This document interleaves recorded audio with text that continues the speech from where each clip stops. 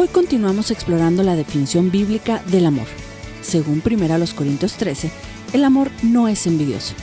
La envidia es resentir el favor de Dios en otros, es decir, ignorar su favor en nosotros. Esto causa toda clase de maldad. Pero Jesús nos da 4 consejos para vencer la envidia. 1. Deja de compararte con otros. 2. Disfruta del favor de Dios hacia los demás. 3. Confía en Dios cuando la vida parece injusta. Y 4. Mantente enfocado en el plan de Dios que tiene para ti. Nuestro deseo es que podamos amar como Dios nos llama a amar. Hoy te entrego mi amor, hoy te entrego mis vidas. Bienvenidos a Raíces. Qué grande es tu belleza, Señor. Camino bajo tu protección. Hace una semana dijimos que el amor es bondadoso, ¿cierto? Estudiamos la bondad. ¿Cómo es la bondad? Que no es una debilidad, es una fuerza muy especial en la vida de aquellos que se atreven a decidir amar. Hoy vamos a seguir con nuestro curso sobre lo que significa amar, lo que significa el amor. Y el pasaje de la Biblia, de nuestro manual clave, está en primera carta a los Corintios, capítulo número 13, versículo 4. Dice de esta manera: el amor es paciente, el amor es bondadoso, el amor no es envidioso, ni jactancioso, ni orgulloso. Muy bien, hoy vamos a estudiar el amor, no es envidioso. Estuve leyendo algo que quiero compartirles. Y no es una confesión, pero yo creo que muchos nos vamos a sentir identificados con lo que les voy a decir. Pero imagínese que está usted en una balsa salvavidas con un amigo, ¿de acuerdo? En el mar. Se acercan a una isla. La balsa está hundiéndose y ya tienen tierra a la vista, así como Colón, tierra a la vista. En la embarcación tienen un juego de bengalas, tienen provisión para una semana de alimentos enlatados y un recipiente de 5 galones de agua. Está usted y su amigo. Sin embargo, tienen que arrojar algo de estos artículos fuera de la borda de la balsa a fin de llegar a tierra. Entonces la pregunta es, ¿cuál escogería? ¿Sabe cuál fue mi primer pensamiento? Echar al amigo fuera. Y quizá usted dice, no, Juan, yo no soy así. No. Digo, vamos a ser sinceros, ¿no? Todos hemos luchado con esto, ¿cierto? Todos hemos luchado con este asunto. Entonces, con este cuento, con esta historia,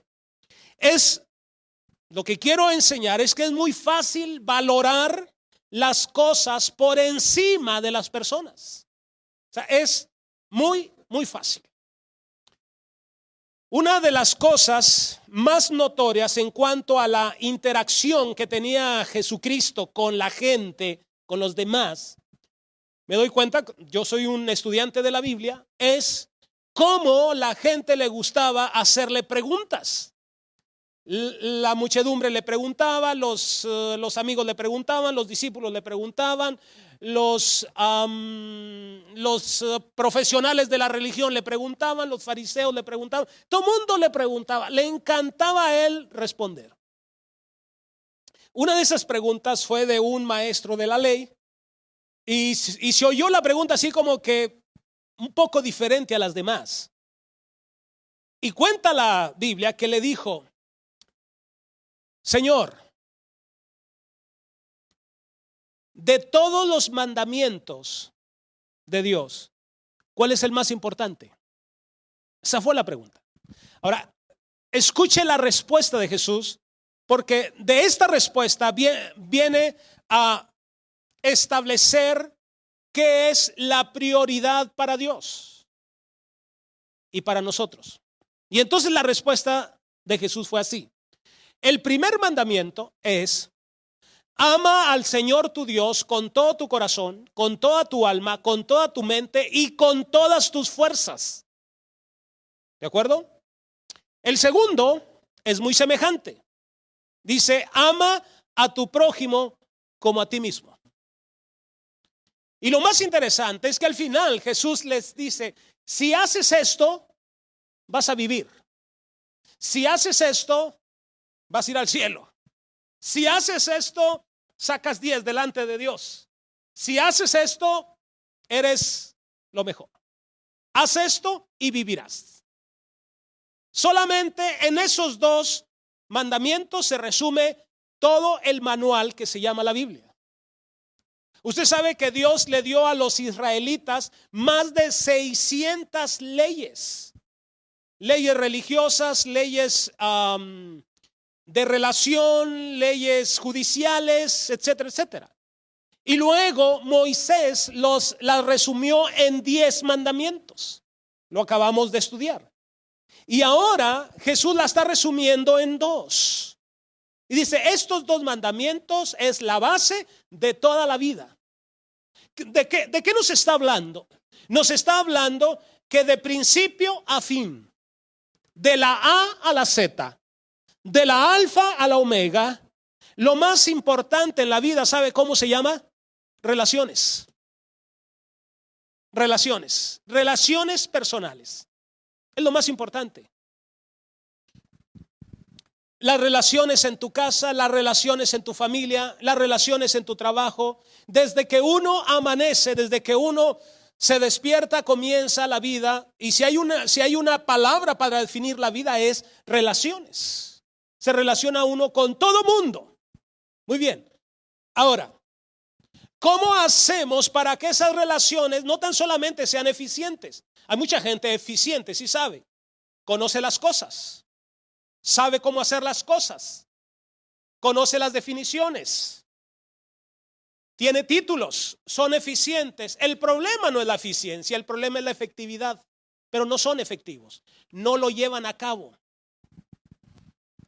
Hay muchos contadores, economistas, expertos en la economía que son muy eficientes, pero no son efectivos, están endeudados hasta las manitas.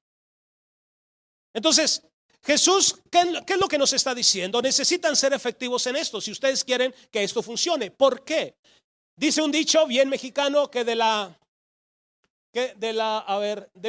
plato, no, de lengua, ahí va, ¿verdad? Nunca le achunto. ¿De lengua qué? ¿Saben qué? Pero ese no era el que quería. El que quería era del dicho. Ese es el que hay. Del dicho al hecho hay mucho trecho. Ahora, lo que estoy diciendo es que de que esto es cierto, está escrito. Es cierto porque está en el manual. Pero ese no es el problema. El problema es que podamos llevar esto a la práctica. Entonces, del dicho, ¿a qué? Hay un buen trecho. Lo que está diciendo Jesús es que llevemos esto a la práctica. Si tú haces esto, dice, vivirás. Si tú haces esto, eres el campeón. Hoy vamos a estudiar esa definición del amor muy interesante que se llama el amor no es envidioso. ¿Cuántos aman aquí? Wow. ¿Le hago un examencito? ¿Está listo para un examencito? Abra su Biblia a 1 Corintios 13, donde estamos en... ¿Cuántos saben la canción de Arjona? El amor es un verbo, no sustantivo. ¿Sí la saben? Muy eficientes. Ok, ya tiene su manual abierto y los que no lo tengan abierto, entonces mirujeyen para acá. Danos la cita. Versículo 4. ¿Cuántos aman? Ya me está disminuyendo la congregación, ¿verdad? Hace tiempo levantaron mucho la mano. Ya nomás dije que un examencito y ya no quieren levantar. Ok. Donde dice el amor, Póngale su nombre. Ok, ahora yo voy a poner mi nombre ahí. ¿Por qué? Porque el amor soy yo. No son palabras, soy yo. Entonces fíjese, a ver quién pasa el examen. Juan, híjole, y aquí está Eunice y Juan Carlos. Juan es paciente. Puede decir sí o no. Juan es bondadoso. Juan no es envidioso. Y Juan no es jactancioso. Juan no es orgulloso. Juan no se comporta con rudeza. Juan no es egoísta. Juan no se enoja fácilmente. Juan no guarda rencor. Juan no se deleita en la maldad, sino que se regocija con la verdad. Juan todo lo disculpa. Juan todo lo cree. Juan todo lo espera. Juan todo lo soporta. ¿Sí lo pasó? ¿Cuántos aman?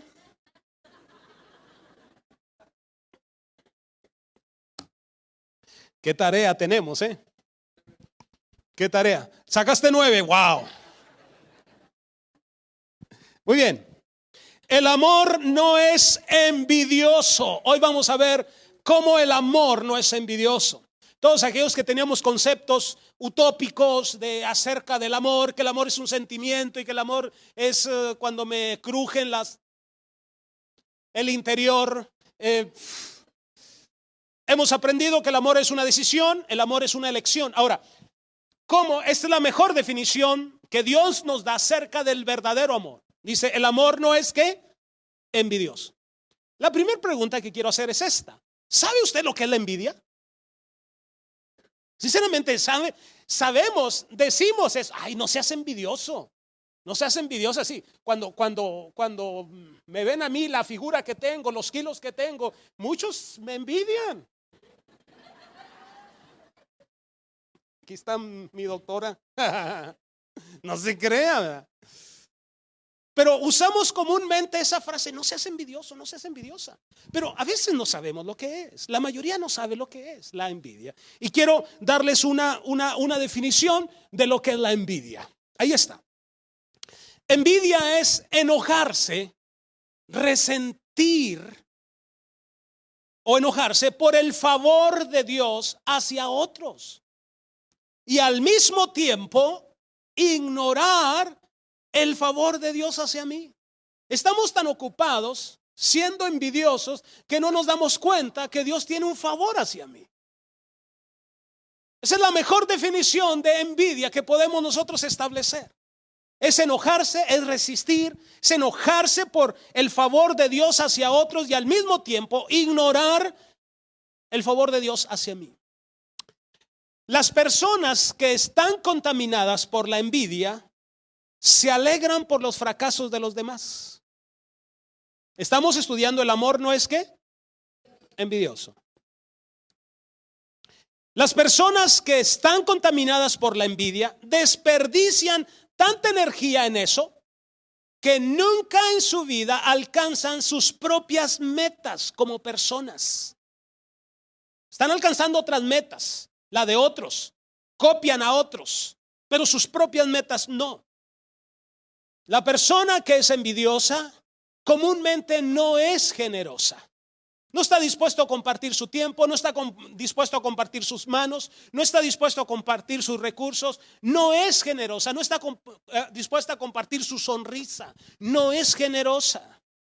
Entonces, de alguna manera, esa es una definición para poder entender hacia dónde nos dirigimos, lo que es la envidia. Otra pregunta interesante que tuve que hacerme para investigar es, ¿se ha puesto a pensar en todos los problemas que causa la envidia? Antes de entrar en este concepto del amor es envidioso. Y yo encontré algunas citas, quiero mencionarle 3 citas, deben estar ahí escritas. La primera cita se encuentra o cita bíblica, en la carta del apóstol Santiago, capítulo número 3, versículo 16, y dice de esta manera: porque donde hay envidias y rivalidades, también hay confusión y toda clase de acción malvada. Quiero que repita conmigo: toda clase. No dice cierta clase, no. Dice: donde hay envidia, hay toda clase de maldad. Toda clase de maldad. Wow. Toda es un concepto absoluto. ¿Sabe usted que el primer homicidio registrado en la Biblia está registrado dentro de una familia? La mayoría conocemos la historia. Caín, ¿qué? ¿Por qué lo mató? Por envidia. Por envidia. Y de ahí han seguido los homicidios generación tras generación, año tras año, siglo tras siglo, civilizaciones tras civilizaciones. Familias enteras se han destruido por envidias. Donde hay envidia hay toda clase de maldad. Ahora, otra de las razones, ¿sabe usted que hay mucha gente que se mata de hambre por envidiar a los flacos?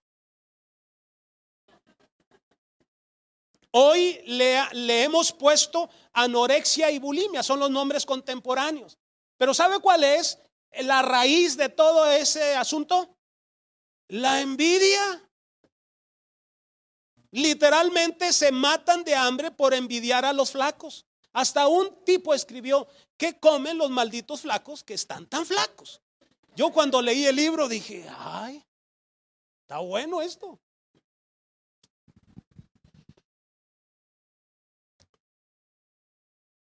Hay otra cita que quiero compartirles, otra cita bíblica. Se encuentra en Proverbios, capítulo número 14, versículo 30.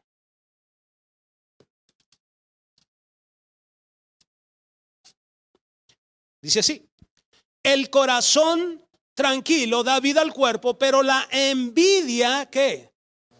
Corroe los huesos.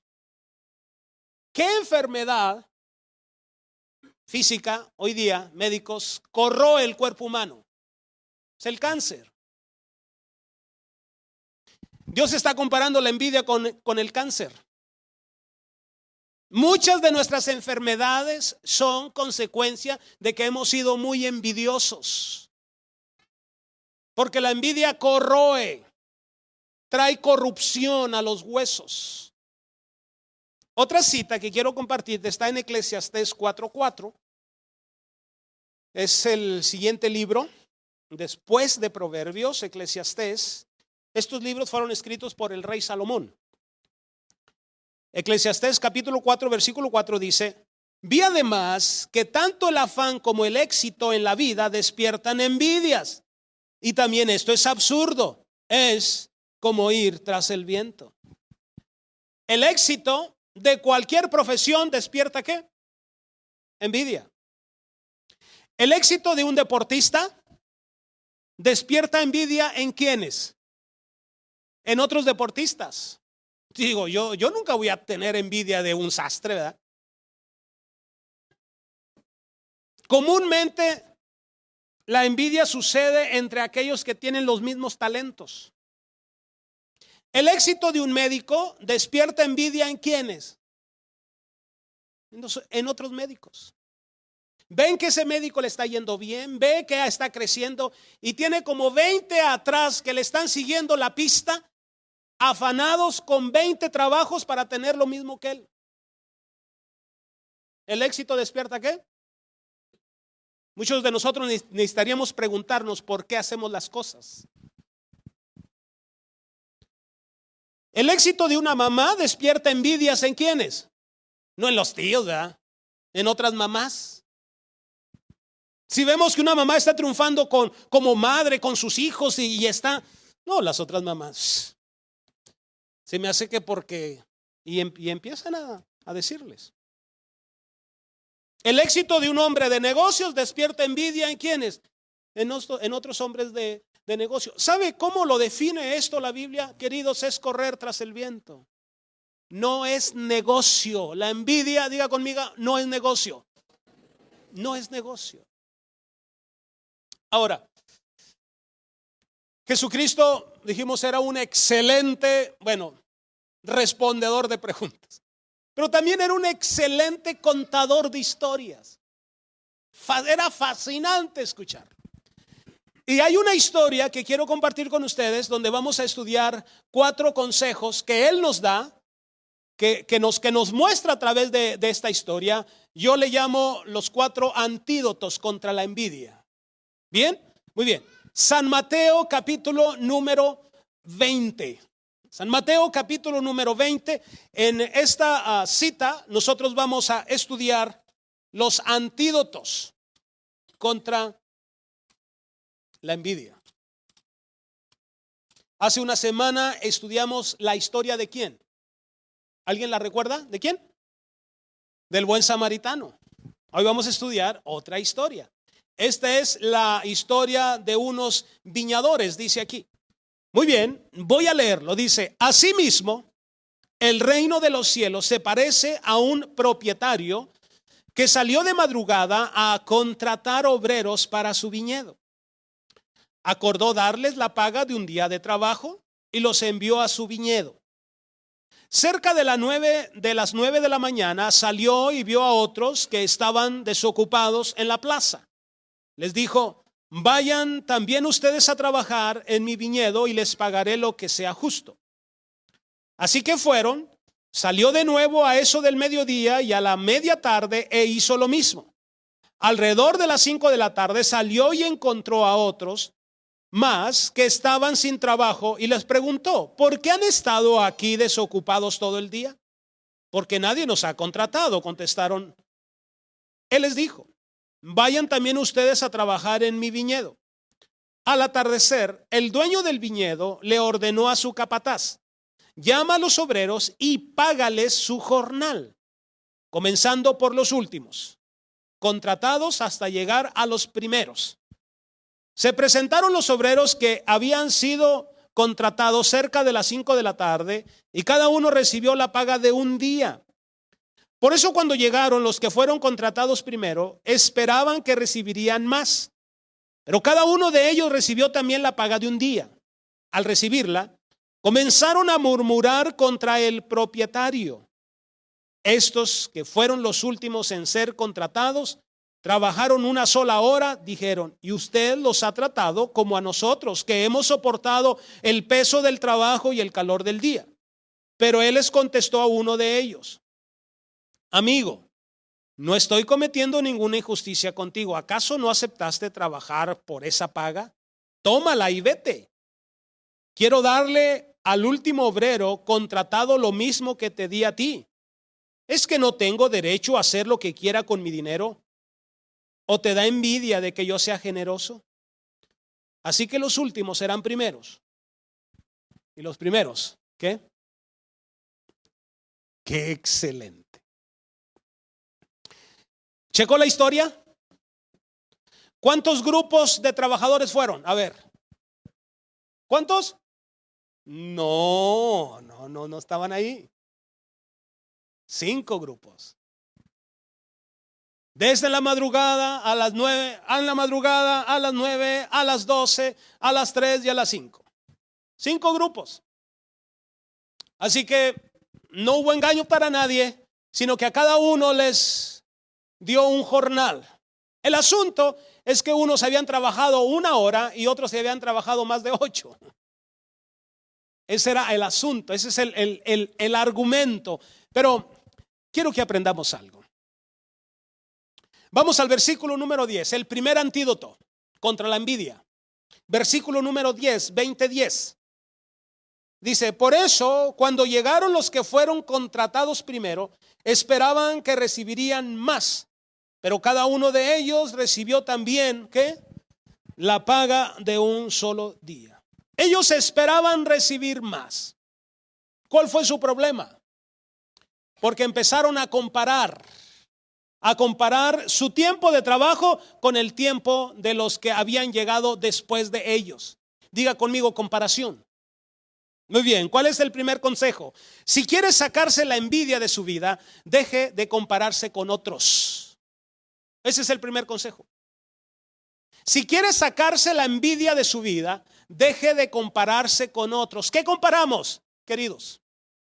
Hoy día, todo. Comparamos salarios. Comparamos inteligencia. Siempre esa lucha en las escuelas, desde que estamos en las escuelas estamos comparándonos, compitiendo con los demás. Comparamos hijos. No, mi hijo, no, eso no es nada, el mío. Comparamos hijos. Comparamos el cónyuge. Ay, si tuviera el cuerpo de Brad Pitt.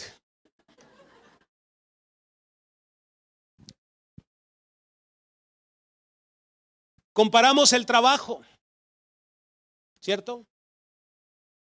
Comparamos la figura, el color, el cabello. Los chinitos quieren lacio y los laciados quieren chinos. Los que viven en China quieren tener los ojos redondos, los que viven redondos los quieren tener chiquitos. Los blancos se quieren hacer morenitos, por eso se van a la playa.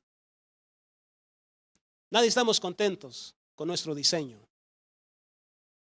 No te compares con nadie. ¿Cuál es el resultado de las comparaciones? Podemos ver en el resultado, fíjese, hay dos clases de resultados, orgullo o envidia, cualquiera de las dos. ¿Cuándo surge el orgullo? Cuando mi comparación, cuando yo pienso que soy mejor que el otro. Cuando me comparo y soy mejor, entonces ¿qué? Me siento arriba. Orgullo, eso es lo que significa flotar sobre el aire. Y luego el otro resultado es la envidia. ¿Cuándo surge la envidia? Cuando nosotros nos comparamos y resultamos que no somos tan buenos con aquellos que nos comparamos. Y entonces empezamos a envidiarlos. ¿Aló? ¿Quiere sacarse la envidia de su vida? ¿Deje de qué? Como dice la canción, con nadie me compares. Déjenme darles un consejo, y este consejo no se los voy a cobrar, es gratis.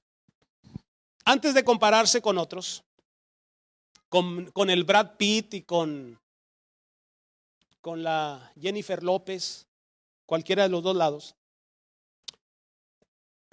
es mejor que los conozca. Y puede ser que no le va a gustar lo que vea detrás del telón. ¿Sabe usted por qué los famosos entran a las clínicas de rehabilitación?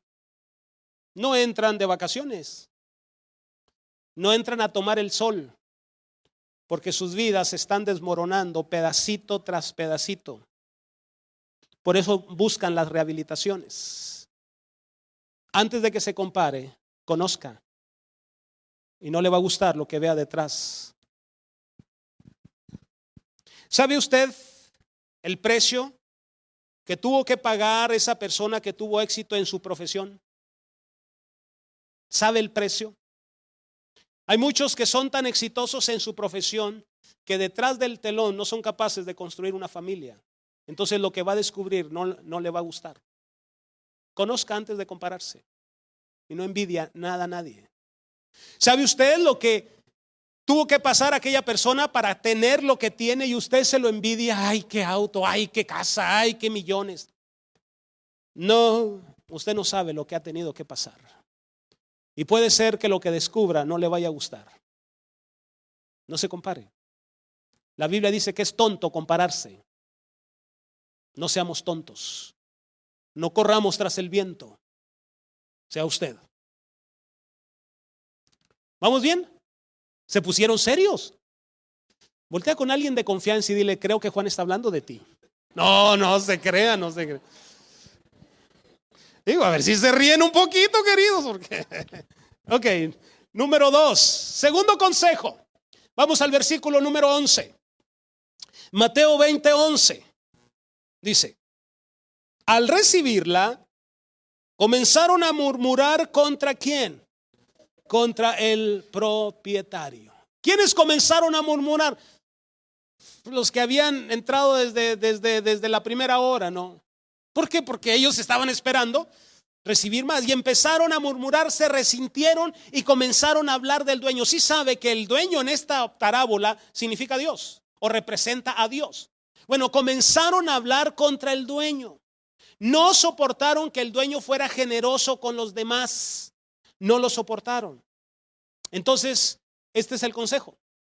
Si quiere sacar la envidia de su vida, segundo consejo, comience a disfrutar del favor de Dios hacia los demás. Vuelvo a repetirle. Si quiere sacar la envidia de su vida, comience a disfrutar del favor de Dios hacia los demás. Quiero que por favor lea conmigo la carta de Pablo, de San Pablo a los Romanos, capítulo número 12, versículo 15. Muy interesante lo que dice nuestro manual. Es una fuente impresionante de sabiduría de la vida. Romanos, capítulo número 12, versículo 15. Dice así: alégrense con los que están alegres y ¿qué? Lloren con los que lloran. Wow, wow. ¿Sabe que la envidia no soporta que Dios sea generoso con alguien que no sea usted? ¿Por qué yo no? ¿Por qué yo no triunfo? ¿Por qué nada más él? ¿Por qué nada más ella? Ok, ahora, ¿qué es lo que está aconsejando Dios? Alégrense con los que están alegres y lloren ¿con quién? ¿Saben que de las cosas más fáciles en México es llorar con los que lloran? Es más, hay alguien hasta que le gusta llorar nada más. Estás llorando y yo lloro contigo. Esa es de las cosas más fáciles en México. Aceptamos de buen agrado que le vaya mal al otro. Pobrecito, no, compadre, no te preocupes. Si te fue mal en el negocio, ahí estoy contigo, compadre, pero échale ganas. Pero en el fondo sabemos que nos gusta que le vaya mal. En México todo perdonamos, menos que alguien más triunfe. Porque no soy yo. Me lo acaba de decir una muy buena amiga mía que viene de China, que dice que ¿cómo se ve el mexicano? Le preguntamos, oye, ¿cómo se ve el mexicano allá? Dice, es que no somos capaces de ayudarnos los unos a los otros. Wow. Le dije, muy cierto. No somos capaces. Porque todo perdonamos menos que alguien más triunfe. Aceptamos que le vaya mal en su matrimonio. Pero ahí estamos, no, yo estoy contigo, pero por dentro nos gusta que le vaya mal. Aceptamos con mucho gusto que le vaya mal de salud. Ya me quedan 5 meses. Ay, estoy llorando, pero bueno, qué bueno que te vas a ir, ¿verdad? Ahora, de las cosas casi imposibles en México es alegrarnos con los que se alegran. Y usted, a ver, Juan, explícame eso. Barajéamelo más despacio. ¿Qué motivos serán motivos de alegría en su vida? A ver, el nacimiento de un niño, la graduación de la universidad, el que me hayan regalado una casa, el que me haya sacado la lotería, el que mi libro haya tenido éxito. Y yo me alegro y estoy contento. Pero esa es de las cosas más difíciles que hay, que me hayan ascendido de puesto. Que mi negocio esté creciendo. Es muy difícil que alguien se alegre con tu éxito. Muy difícil. La pregunta es, ¿te puedes alegrar con ellos? ¿Saben por qué no nos podemos alegrar? Porque la causa es la envidia. Somos envidiosos. No nos alegramos del triunfo de alguien. Cuando me invitan a comer y yo me alegro de que usted haga de cocinar porque voy a comer. Y le voy a decir, siempre le voy a decir, qué rico hiciste. Digo porque estoy. No, aparte de que cocinan muy rico. Pero siempre hay que alegrarnos con los éxitos de los demás.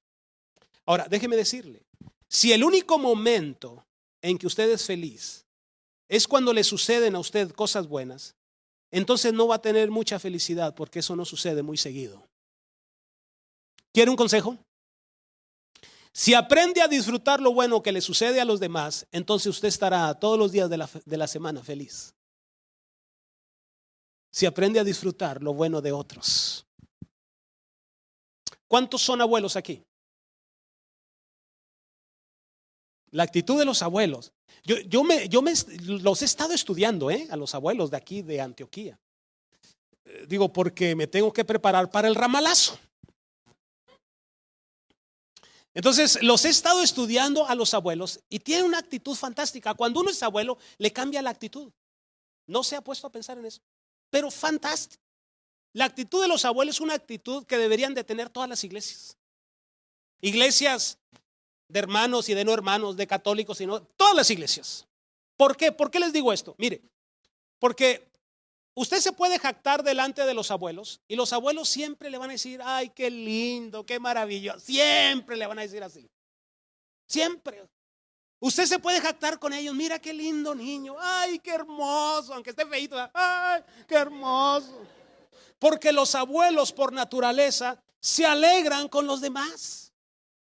Pero si usted le dice eso a alguien que no es abuelo, llego con mi hijo y le digo a alguien que no es abuelo, mira mi niño, qué lindo.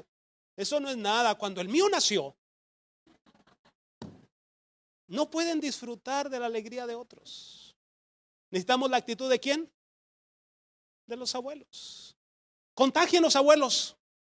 Contágienos con su actitud de alegrarnos con los triunfos de todo mundo. Contágienos. Entonces el segundo consejo es: comience a disfrutar del favor de Dios hacia los demás. Tercer consejo, versículo 12 al 14. A ver, es Mateo, no pierda su cita clave, Mateo 20, del 12 al 14. Dice: estos que fueron los últimos en ser contratados trabajaron una sola hora, dijeron, y usted los ha tratado como a nosotros, que hemos soportado el peso del trabajo y el calor del día. Pero él les contestó a uno de ellos: amigo, no estoy cometiendo ninguna injusticia contigo. ¿Acaso no aceptaste trabajar por esa paga? Tómala y vete. Quiero darle al último obrero como contratado lo mismo que te di a ti. ¿Saben? Algunos de estos obreros sintieron que el dueño los había tratado injustamente. ¿Cuántos creen ustedes que el dueño fue injusto? Sinceramente, ¿cuántos creen que fue injusto? Porque nuestra naturaleza es así. Porque si no me tratas igual, entonces eres injusto. Pero ¿saben ustedes que no hubo ninguna mentira, ninguna injusticia? Porque de lo primero que le dijo a los de las 6 de la mañana, exactamente ellos aceptaron así. No fue injusto. El problema no es la injusticia. No es que ellos hayan trabajado más. El problema es que se enojaron contra el dueño. ¿Por qué? No se resintieron contra los otros que habían trabajado una hora, sino contra el dueño. Porque se sentían superiores a los que habían trabajado una hora. Porque trabajamos más.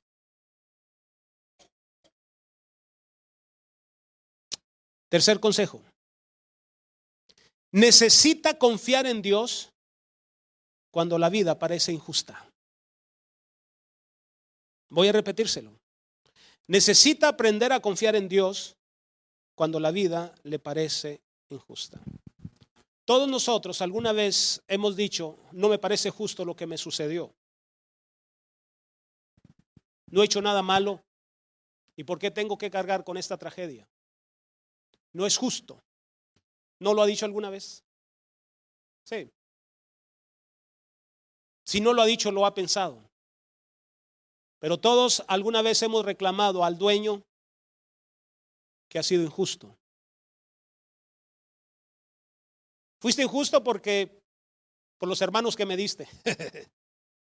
Fuiste injusto porque yo iba a nacer en una casa de oro y tú me mandaste a New Little Pink, en un barrio minero, donde los pobres nos decían pobres a nosotros.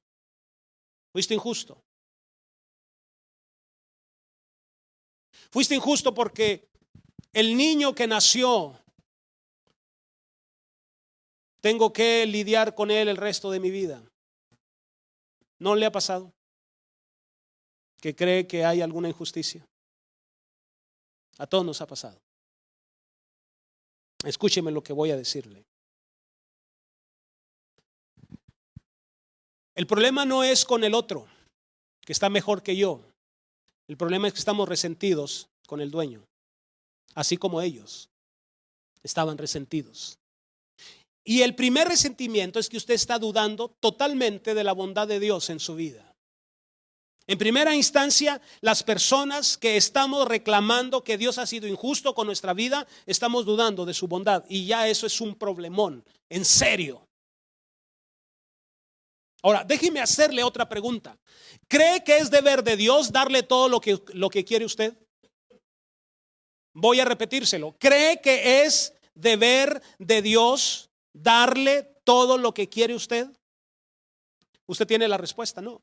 ¿Sabe por qué? Porque Dios tiene una buena razón del por qué es que no tengo todo lo que quiero.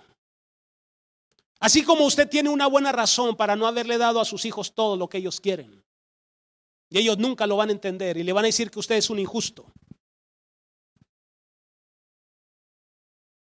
No fue injusto. Otra de las cosas que pasan cuando yo creo y cuando yo acuso a Dios de su injusticia es que se ha olvidado de cuánto Dios le ama a usted.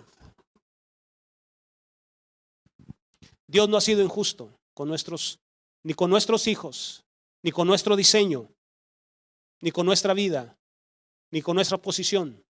Dios no ha sido injusto. ¿Qué necesita hacer? Confiar en Dios. Usted necesita confiar en Dios. Aún le resta algunos años de vida. Necesita confiar en Dios. ¿Sabe la historia de Job? Él pudo haber dicho: Señor, tú eres injusto por lo que estás haciendo. En un rato le quitaron los hijos, sus posesiones, y la historia dice que solamente le quedó su esposita. ¿Y sabe qué le dijo su esposita? Oye, estás ahí de roñoso, porque le dio la roña. En palabras mexicanas, estaba rasquese y rasquese y rasquese. ¿Por qué no maldices a Dios y te mueres? Qué consejo, ¿no? ¿Lo entendió Job? No. ¿Lo comprendió Job? No.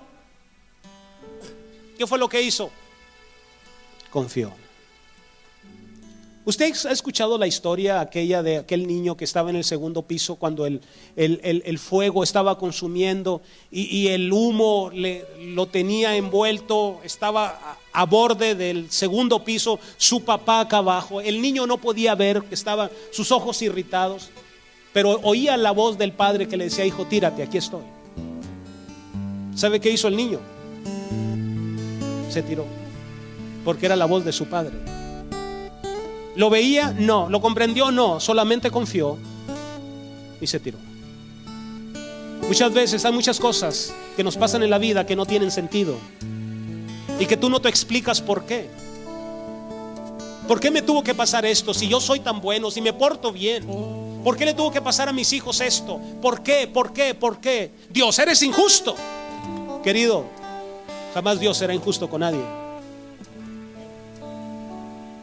No te olvides de su bondad ni del amor de Dios. Te resta confiar. ¿Sabes por qué? Porque detrás de la tormenta viene la calma.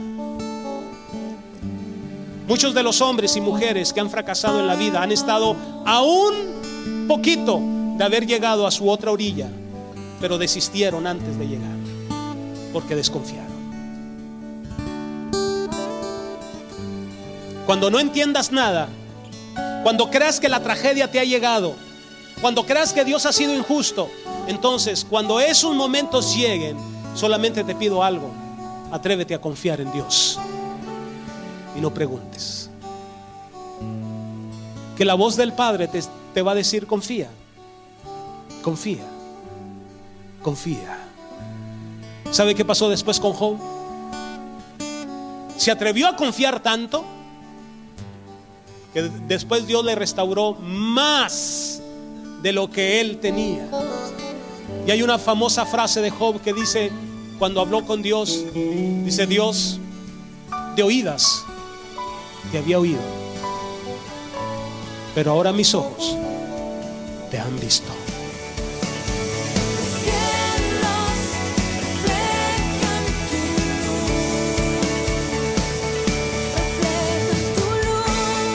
No deje dejes que se te escape ningún episodio nuevo o evento. Mantente actualizado con Familias Estables en todas nuestras plataformas sociales. Síguenos en Facebook, Instagram y YouTube como Familias Estables y accede al contenido completo de Raíces.